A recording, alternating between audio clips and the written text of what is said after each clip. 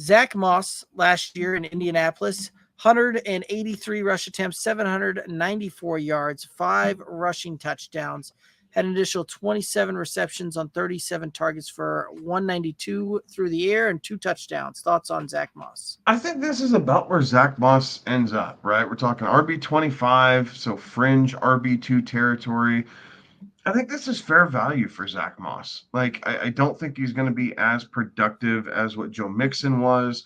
I know that Chase Brown is a fantasy darling here this year. He was getting some reps with the first team, and so everyone was going out of their mind, right? Like, it reminded me of the Dark Knight, right, with Heath Ledger, and when he's in the room with Batman, and he's talking about, you know, they're going back and forth, and Heath Ledger, they're losing their minds. Like, that's what I think of when stupid things pop up like this from training camp, which is why I roll my eyes. Like, it very well may be Chase Brown to some extent, but Chase Brown is not going to be able to carry an entire load for a team.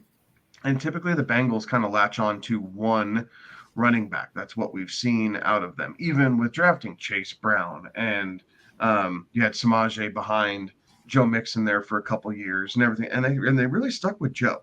Like, this is one of those things that's kind of disparaging. Like, I would much rather have Raheem Mostert and reach for him if I think he's not going to get back around to me, right? Zack Moss is at 84, Mostert's at 86. So it's not even a reach. You're just trading down slightly. And I'd much rather have that piece of Miami than this piece of Cincinnati. The framing of the argument, right? Is it that piece of Miami or this piece of Cincinnati? And I think that piece of Miami is a lot more intriguing. I think that speaks more about, maybe not so much about Miami, but more about this piece of Cincinnati with Zack Moss. So if he sneaks into the bottom half of RB2, not a surprise, but that's where you're drafting him. You're just kind of getting what you get when you draft him here, right? Like, he's an RB2, RB3 when the season's all said and done. While he certainly had a little bit of a resurgence for himself last season in Indianapolis, versus what we had seen in Buffalo, this is not going to be a.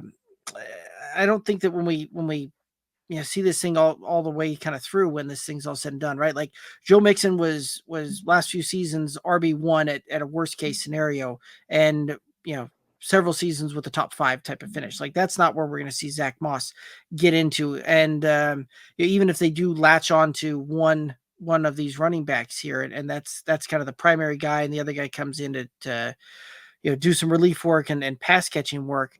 Like, this is one of those that I think at best we can see Zack Moss's ceiling be somewhere around running back 20. But I think that's a bit of a stretch even at that point.